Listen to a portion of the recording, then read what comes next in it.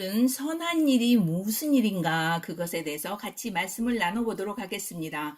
누가복음 18장 9절 예수님께서 이르시되 내가 어찌하여 나를 선하다 하느냐 한 분 곧 하나님 외에는 선한 이가 없느니라. 선한 분은 하나님 한 분이신데 선은 생명, 영원한 생명, 죄가 없고 거룩한 그분의 자신의 속성이 선이고 그것은 썩지 않는 순결한 생명이며 말씀이신 예수 그리스도 자신이십니다.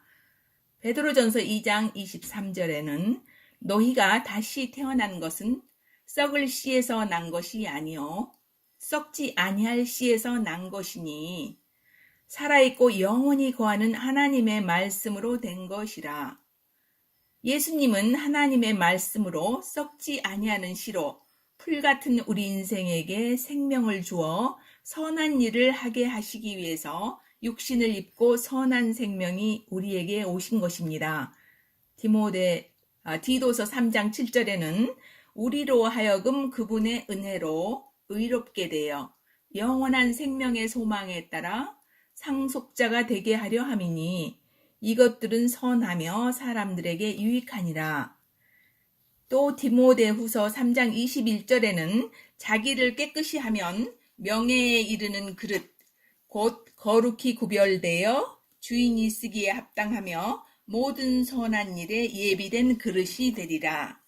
선한 일을 한다는 것은 우리가 선행을 한다거나 약한 자에게 도움을 주거나 어려운 자들을 위해 기금을 조성하는 일, 불의를 위해 싸우는 일 등 우리는 인간적인 측면에서 생각하기가 쉽습니다.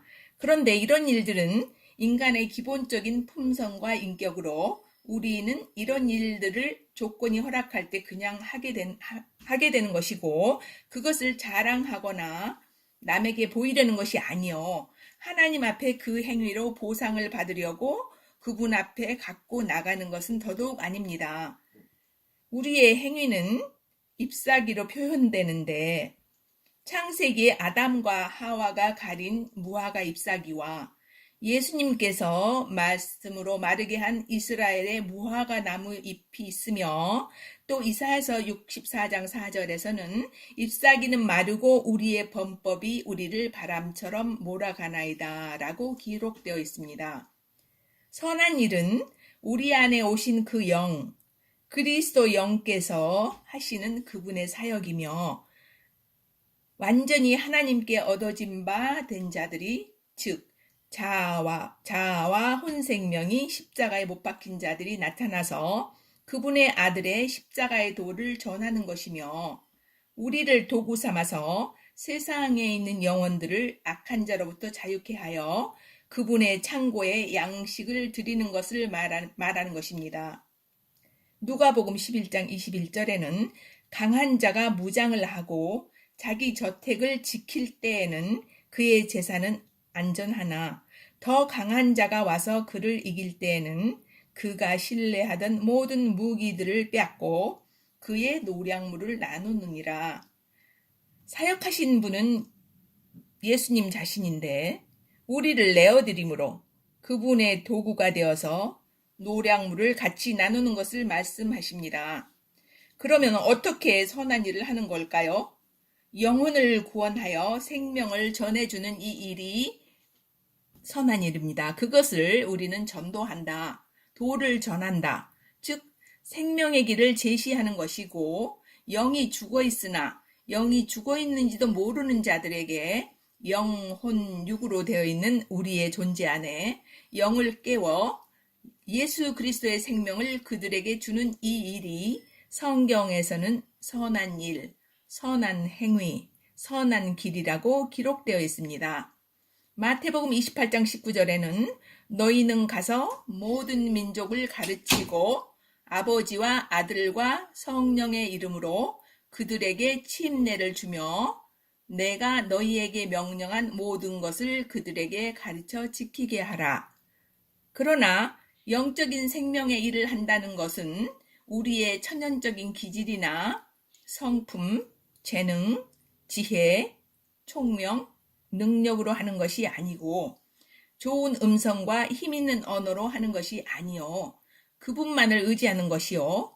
오직 자신의 십자가를 지고 생명의 성령의 법을 따르는 자들이 자기 부인의 원칙에 따라 우리 안에 성령으로 일하시게 하는 것을 말합니다.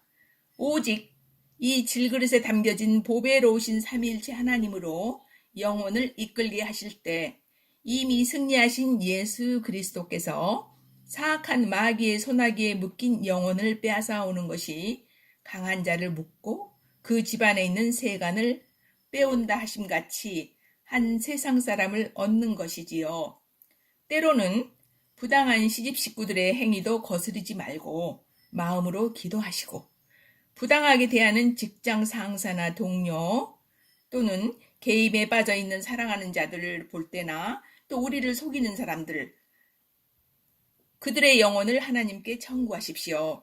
따지지 않고 대들지 않고 변명하지 않고 해코자 하지 않고 조용히 예수님 이름을 부르며 그들을 위해 기도하시는 것이 십자가에 못 박히는 것입니다. 베드로전서 5장 6절에는 하나님의 강한 손 밑에서 스스로 겸손하라. 정하신 때가 되면 그분께서 너희를 높이시리라. 너희의 모든 염려를 주께 맡기라. 그분께서 너희를 돌보시리라. 그분께서는 모든 것을 다 아시고 계시는 것을 믿는 것입니다. 또한 디모데전서 2장 4절에는 하나님은 모든 사람이 구원을 받고 진리를 아는 데 이르기를 원하노라 하셨고 에스겔서 33장 11절에도 같은 말씀이 있습니다. 사악한 자가 죽는 것을 내가 기뻐하지 아니하며 오히려 그 사악한 자가 돌이켜 자기 길들에서 떠나 사는 것을 기뻐하노라. 하나님의 관심사는 영혼을 구원하여 그의 아들들을 삼으시는 것입니다. 그것을 하나님의 경륜, 원어로는 에코노미, 시장 경제에서 나눠준다는 뜻이며 예수 그리스도께서 하신 일로 말미암아 주신 그리스도의 영을 모든 사람들에게 나누어 주시는데 우리들을 쓰시려고 먼저 아들 삼은 것입니다. 하나님께서는 사탄의 압제하에서 신음하는 모든 영혼들을 가슴 아파하십니다. 현재 상황의 가족이나 주변의 친구, 이웃들, 모든 영혼들을 보실 때 그들을 창조하신 주인이신 하나님을 보시고 지금 상황으로 판단하지 마시고 영원 세상에서 그들이 모두 함께 있는 것을 그려보는 것입니다. 그리고 사랑이신 자애로우신 우리 주님께 그들의 영혼을 올려드리고 마음의 원을 말씀드리는 것이 기도이며 주님은 전지전능하시고 섬세한 지혜로 그들의 때와 시간을 정하실 것을 믿고 인내함으로 기다리는 것이 선한 일입니다. 또 마음에 들지 않는 정세와 권력자들의 소식을 들을 때에도 그 행위를 보지 마시고 그들의 영혼을 구하십시오. 로마서 13장 1절에는 모든 혼들은 위에 있는 권력들에게 복종할지니 이는 하나님으로 나지 않은 권력이 없으며 이미 있는 권력들도 하나님께서 정하셨기 때문입니다. 누구든지 권력에 거역하는 자는 하나님의 정하심을 거역하는 자니 거역하는 자들은 스스로 정죄를 받으리라 하셨습니다. 이것이 원수들 앞에서 우리에게 상을 차려주신 것입니다. 우리가 날마다 보고 듣는 주변의 영혼들이 하나님께서 각자에게 허락하신 상이요 떡이므로 우리가 원수들을 삼킬 때마다 영혼들이 돌아오고 밟는 곳마다 우리 땅이 되는 것입니다. 때를 얻든지 때를 얻지 못하든지 담대하게 주는 그리스도요 살아계신 하나님의 아들이라고 선포하시면 하나님께서 일하십니다. 핍박의 십자가도 두려워하지 마시고 또한 사도행전에서는 우리 예수를 전파함이 연병이라고도 하였는데 우리가 아버지 안에 들어와서 보니 얼마나 큰 축복입니까? 어떠한 비방과 무시당함도 두려워하지 아니하며 어느 때 어느 곳에든지 선한 일에 예비된 명예로운 그릇들이 되시기를 축원합니다. 감사합니다.